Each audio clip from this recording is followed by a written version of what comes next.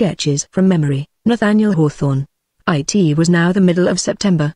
We had come since sunrise from Bartlett, passing up through the valley of the Saco, which extends between mountainous walls, sometimes with a steep ascent, but often as level as a church aisle. That day and 2 preceding ones we had been loitering towards the heart of the White Mountains, those old crystal hills, whose mysterious brilliancy had gleamed upon our distant wanderings before we thought of visiting them. Height after height had risen and towered one above another till the clouds began to hang below the peaks. Down their slopes were the red pathways of the slides, those avalanches of earth, stones and trees, which descend into the hollows, leaving vestiges of their track hardly to be effaced by the vegetation of ages. We had mountains behind us and mountains on each side, and a group of mightier ones ahead.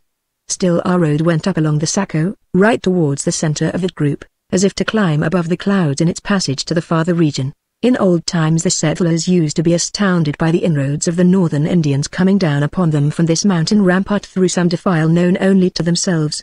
It is, indeed, a wondrous path. A demon, it might be fancied, or one of the Titans, was traveling up the valley, elbowing the heights carelessly aside as he passed, till at length the great mountain took its stand directly across his intended road. He tarries not for such an obstacle, but, rending it asunder 1,000 feet from peak to base, discloses its treasures of hidden minerals, its sunless waters, all the secrets of the mountain's inmost heart, with a mighty fracture of rugged precipices on each side. This is the notch of the White Hills. Shame on me that I have attempted to describe it by so mean an image, feeling, as I do, that it is one of those symbolic scenes which lead the mind to the sentiment, though not to the conception, of omnipotence. We had now reached a narrow passage, which showed almost the appearance of having been cut by human strength and artifice in the solid rock. There was a wall of granite on each side, high and precipitous, especially on our right, and so smooth that a few evergreens could hardly find foothold enough to grow there. This is the entrance, or, in the direction we were going, the extremity, of the romantic defile of the Notch. Before emerging from it, the rattling of wheels approached behind us, and a stagecoach rumbled out of the mountain, with seats on top and trunks behind, and a smart driver, in a drab greatcoat, touching the wheel horses with a whipstock and reining in the leaders. To my mind there was a sort of poetry in such an incident, hardly inferior to what would have accompanied the painted array of an Indian war party gliding forth from the same wild chasm. All the passengers, except a very fat lady on the back seat, had alighted. One was a mineralogist, a scientific, green-spectacled figure in black, bearing a heavy hammer, with which he did great damage to the precipices, and put the fragments in his pocket. Another was a well-dressed young man, who carried an opera glass set in gold, and seemed to be making a quotation from some of Byron's rhapsodies on mountain scenery. There was also a trader, returning from Portland to the upper part of Vermont, and a fair young girl, with a very faint bloom like one of those pale and delicate flowers which sometimes occur among alpine cliffs. They disappeared, and we followed them, passing through a deep pine forest, which for some miles allowed us to see nothing but its own dismal shade. Towards nightfall we reached a level amphitheater, surrounded by a great rampart of hills, which shut out the sunshine long before it left the external world. It was here that we obtained our first view, except at a distance, of the principal group of mountains.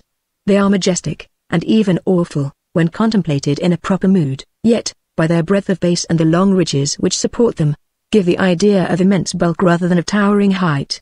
Mount Washington, indeed, looked near to heaven. He was white with snow a mile downward, and had caught the only cloud that was sailing through the atmosphere to veil his head. Let us forget the other names of American statesmen that have been stamped upon these hills, but still call the loftiest Washington. Mountains are Earth's undecaying monuments. They must stand while she endures, and never should be consecrated to the mere great men of their own age and country, but to the mighty ones alone, whose glory is universal, and whom all time will render illustrious. The air, not often sultry in this elevated region, nearly 2,000 feet above the sea, was now sharp and cold, like that of a clear November evening in the lowlands. By morning, probably, there would be a frost, if not a snowfall, on the grass and rye, and an icy surface over the standing water. I was glad to perceive a prospect of comfortable quarters in a house which we were approaching, and of pleasant company in the guests who were assembled at the door. Our evening party among the mountains. We stood in front of a good substantial farmhouse, of old date in that wild country. A sign over the door denoted it to be the White Mountain Post Office, an establishment which distributes letters and newspapers to perhaps a score of persons, comprising the population of 2 or 3 townships among the hills. The broad and weighty antlers of a deer, a stag of 10, were fastened at the corner of the house, a fox's bushy tail was nailed beneath them, and a huge black paw lay on the ground, newly severed and still bleeding, the trophy of a bear hunt. Among several persons collected about the doorsteps, the most remarkable was a sturdy mountaineer, of 6 feet 2 and corresponding bulk, with a heavy set of features, such as might be moulded on his own blacksmith's anvil, but yet indicative of mother wit and rough humour. As we appeared, he uplifted a tin trumpet, 4 or 5 feet long, and blew a tremendous blast, either in honour of our arrival or to awaken an echo from the opposite hill. Ethan Crawford's guests were of such a motley description as to form quite a picturesque group, seldom seen together except at some place like this, at once the pleasure house of fashionable tourists and the homely inn of country travellers.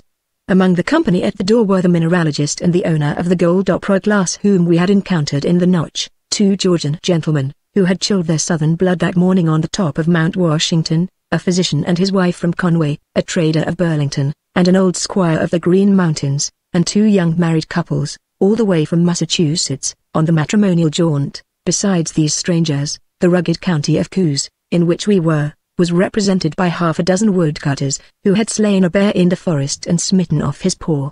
I had joined the party, and had a moment's leisure to examine them before the echo of Ethan's blast returned from the hill. Not one, but many echoes had caught up the harsh and tuneless sound, untwisted its complicated threads, and found 1,000 aerial harmonies in one stern trumpet tone. It was a distinct yet distant and dreamlike symphony of melodious instruments, as if an airy band had been hidden on the hillside and made faint music at the summons. No subsequent trial produced so clear, delicate, and spiritual a concert as the first. A field piece was then discharged from the top of a neighboring hill, and gave birth to one long reverberation, which ran round the circle of mountains in an unbroken chain of sound and rolled away without a separate echo. After these experiments, the cold atmosphere drove us all into the house, with the keenest appetites for supper.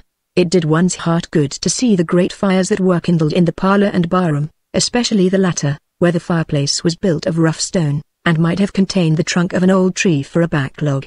A man keeps a comfortable hearth when his own forest is at his very door. In the parlour, when the evening was fairly set in, we held our hands before our eyes to shield them from the ruddy glow, and began a pleasant variety of conversation. The mineralogist and the physician talked about the invigorating qualities of the mountain air, and its excellent effect on Ethan Crawford's father, an old man of 75, with the unbroken frame of middle life. The 2 brides and the doctor's wife held a whispered discussion, which, by their frequent titterings and a blush or 2, seemed to have reference to the trials or enjoyments of the matrimonial state. The bridegrooms sat together in a corner, rigidly silent, like Quakers whom the spirit moveth not, being still in the odd predicament of bashfulness towards their own young wives. The Green Mountain squire chose me for his companion, and described the difficulties he had met with half a century ago in travelling from the Connecticut River through the Notch to Conway, now a single day's journey, though it had cost him 18. The Georgians held the album between them, and favoured us with a few specimens of its contents which they considered ridiculous enough to be worth hearing. One extract met with deserved applause. It was a sonnet to the snow on Mount Washington, and had been contributed that very afternoon, bearing a signature of great distinction in magazines and annals.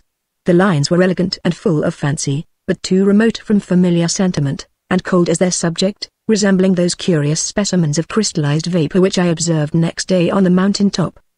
The poet was understood to be the young gentleman of the gold opera glass, who heard our laudatory remarks with the composure of a veteran. Such was our party, and such their ways of amusement. But on a winter evening another set of guests assembled at the hearth where these summer travellers were now sitting. I once had it in contemplation to spend a month hereabouts, in sleighing time, for the sake of studying the yeomen of New England, who then elbow each other through the Notch by hundreds, on their way to Portland. There could be no better school for such a place than Ethan Crawford's Inn. Let the student go thither in December, sit down with the teamsters at their meals, share their evening merriment, and repose with them at night when every bed has its 3 occupants, and parlour, barroom, and kitchen are strewn with slumberers around the fire. Then let him rise before daylight, button his greatcoat, muffle up his ears, and stride with the departing caravan a mile or 2, to see how sturdily they make head against the blast. A treasure of characteristic traits will repay all inconveniences, even should a frozen nose be of the number. The conversation of our party soon became more animated and sincere, and we recounted some traditions of the Indians, who believed that the father and mother of their race were saved from a deluge by ascending the peak of Mount Washington. The children of that bear have been overwhelmed, and found no such refuge.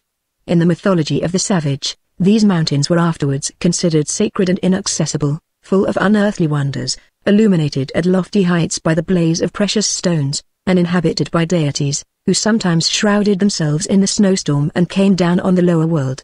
There are few legends more poetical than that of the Great Carbuncle of the White Mountains. The belief was communicated to the English settlers, and is hardly yet extinct, that a gem, of such immense size as to be seen shining miles away, hangs from a rock over a clear, deep lake, high up among the hills. They who had once beheld its splendor were enthralled with an unutterable yearning to possess it. But a spirit guarded that inestimable jewel, and bewildered the adventurer with a dark mist from the enchanted lake. Thus life was worn away in the vain search for an unearthly treasure, till at length the deluded one went up the mountain, still sanguine as in youth, but returned no more. On this theme methinks I could frame a tale with a deep moral. The hearts of the pale-faces would not thrill to these superstitions of the red men, though we spoke of them in the center of the haunted region. The habits and sentiments of that departed people were too distinct from those of their successors to find much real sympathy. It has often been a matter of regret to me that I was shut out from the most peculiar field of American fiction by an inability to see any romance, or poetry, or grandeur, or beauty in the Indian character, at least till such traits were pointed out by others. I do abhor an Indian story. Yet no writer can be more secure of a permanent place in our literature than the biographer of the Indian chiefs. His subject, as referring to tribes which have mostly vanished from the earth, gives him a right to be placed on a classic shelf, apart from the merits which will sustain him there.